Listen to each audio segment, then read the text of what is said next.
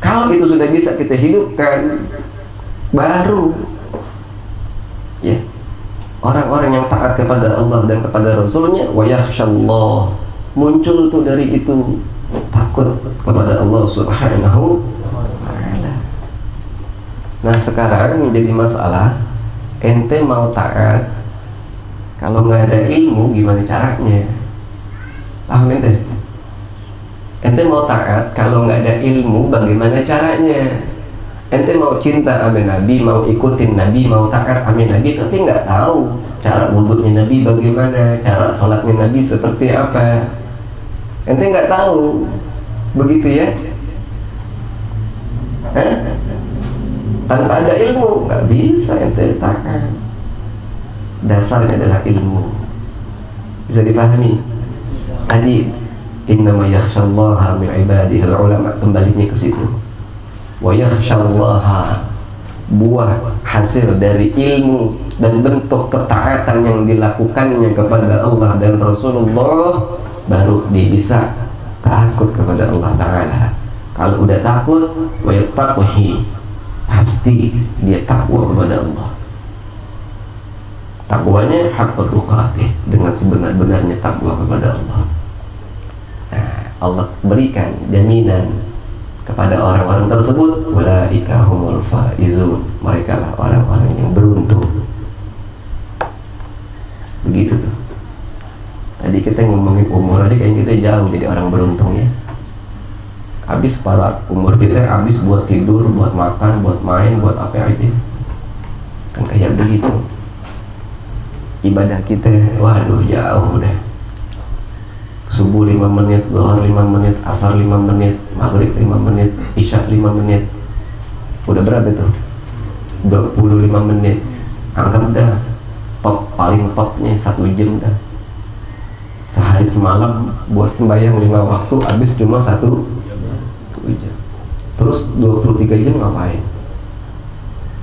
Ngapain? Ente nonton YouTube buat berjam-jam. Apalagi nonton film Korea yang pakai ada serialnya, nyambung lagi sampai nangis nonton film Korea, ada ulama mati nyengir doang kayak begitu. Allah karim ya, bahan renungan buat kita semuanya seperti ini. Jangan kita cuma sekedar apa namanya jago mengklaim doang, mengklaim nih gue udah bener. Kita kan seringnya begitu tuh, cuma bisa mengklaim diri kita, oh gue udah bener nih begini, udah pakai baju koko ya, baju kokonya ambu lagi kan begitu, yang mengkilap gitu bahannya, terus pakai kainnya wadimor, pakai baju cakep banget, udah bener aja begitu. Kita kan sering mengklaim kayak begitu diri kita ya. Jangan. Ini jadi bahan renungan buat diri kita semuanya. Berapa modal yang Allah berikan kepada kita, telah kita gunakan dengan sebaik-baiknya. Itu yang menentukan beruntung atau tidaknya diri kita. Seperti itu ya. Orang-orang dulu kita cerdas. Kalau ibarat dagang tuh cerdik dia. Dari mana cerdasnya? Orang-orang dulu kita nih, kakek buyut kita dulu, dia ngaji nggak bisa. Ya, emang ilmu nggak punya. Dulu pengajian jarang, zaman dulu ya. Tapi cerdas dia. Oh, kalau begitu, udah, ini tanah gue wakafin. Gue nggak bisa ngaji, tapi gue kepengen. Gue punya nilai pahala yang terus mengalir. Cerdas namanya. Kan begitu tuh. Orang kita kan kagak kalau sekarang. Punya duit, beli ini, beli itu, beli ini, beli itu, beli ini, beli itu, buat kebutuhan pribadi doang. Cuma sekedar hawa nafsu gitu doang. Iya nggak? Kira-kira tuh. Hah? Gengsi digedein. Gengsi kalau nggak punya motor cakep sekarang. Masa motor masih Grand Max? Grand Max zaman dulu Astrea. Gengsi pakai motor kayak begitu. Apalagi Ustaz, masa Ustaz motornya begituan, malu.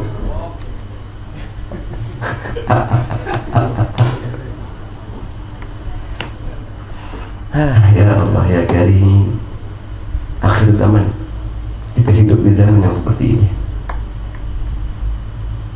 Pintar-pintar kita ya untuk menjaga diri kita. Ya, sekali lagi pintar-pintar kita untuk bisa menjaga diri kita. Kita nggak bisa jaga diri kita, kita nggak bisa lindungi diri kita, kita nggak bisa protek diri kita, habis kita tergilas. Maka dari itu jauh-jauh hari Allah sudah sebutkan, qu anfusakum wa ahlikum nar. Jangan-jangan gelombang zaman saat ini itu yang menjerumuskan kita masuk ke dalam api nerakanya Allah. Na'udzubillah min. Sudah.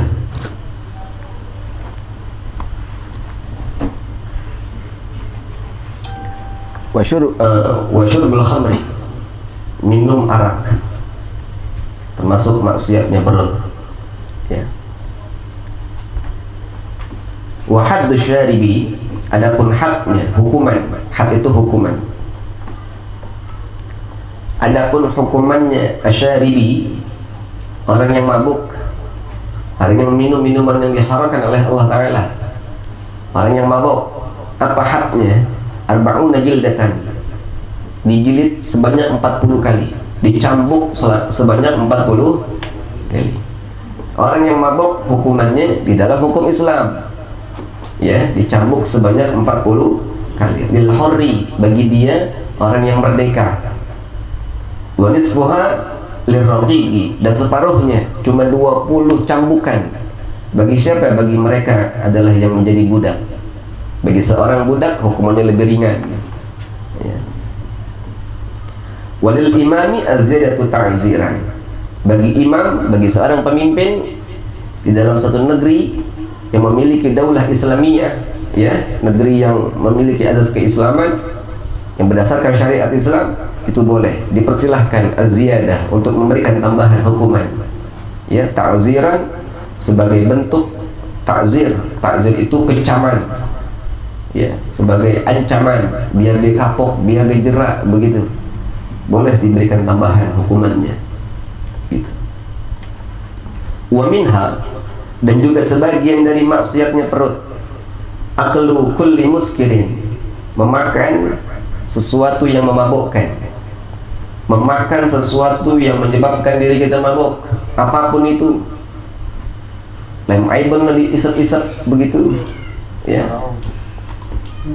yang bikin mabok begitu tuh, apapun, ya.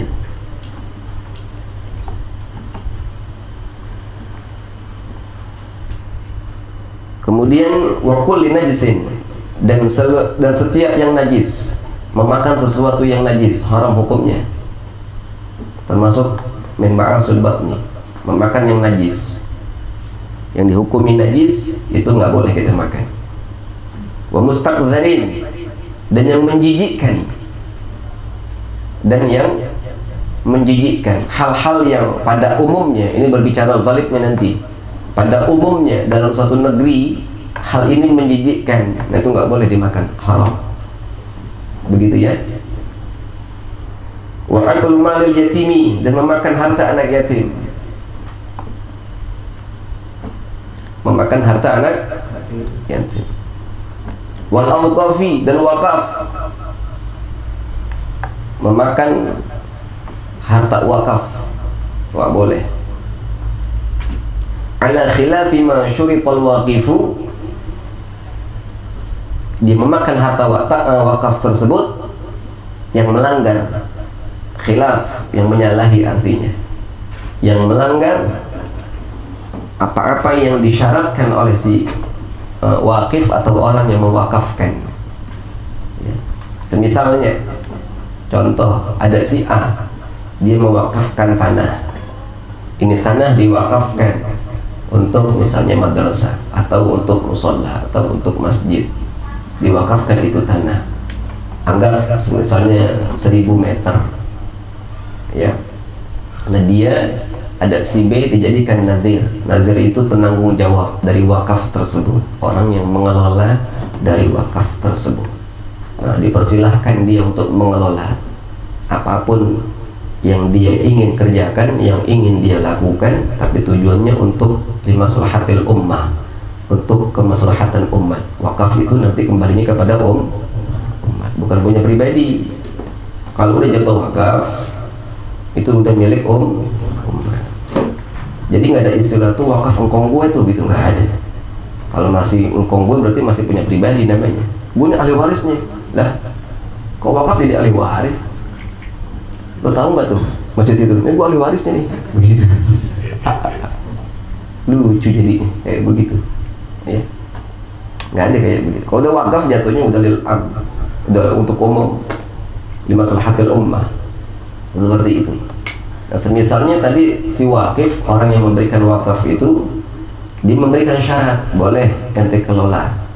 Syaratnya misalnya ente nggak boleh mengambil keuntungan dari wakaf ini, gitu misalnya, ya, nggak boleh mengambil keuntungan dari wakaf ini untuk pribadinya. Oke, semisalnya itu tadi lahan karena besar, dibangun musola, oh sayang nih, musola cuma 200 meter, masih sisa 800 meter. Dari 1000 meter itu dibikin ruko, begitu, dibikin ruko, disewain. Kalau keuntungannya tadi orang nyewa tadi untuk kembali ke musola dan untuk umat, silahkan. Tapi kalau untuk pribadi, bahaya itu, termasuk memakan harta wakaf, haram hukumnya, gitu ya. Itu yang perlu dijaga, kayak begitu. Lalu wal ma'khudhu biwajhil haya, dan mengambil dengan cara malu-malu. Asal ada yang punya rumah tawarin makan, malunya bukan main. Lagunya kayak orang alim gitu, diem, ayo makan, iya makasih. Satu yang punya rumah ke belakang habis digaras semuanya. Ngambil dengan cara malu-malu udah maksiat. Paham tuh ente? Ngambil secara malu-malu udah maksiat. Ente ditawarin ambil, kayak begitu. Kalau di hati ente kepengen, gue malu itu udah maksiat begitu. Ngambil dengan cara malu-malu udah maksiat.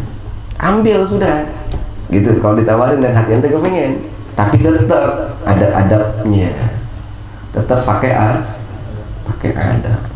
Jangan mentang-mentang habis ngaji nih kalau ngambil cara malu-malu nih, katanya maksiat nih, nggak boleh nih maksiat, malah bikin malu akhirnya. Habis yang punya rumah tinggal bengong doang, gue salah ngundang orang ada di sini. Tetap pakai adab, ya, tetap utamakan adab, seperti itu. Dan sampai di sini wallahu a'lam bishawab.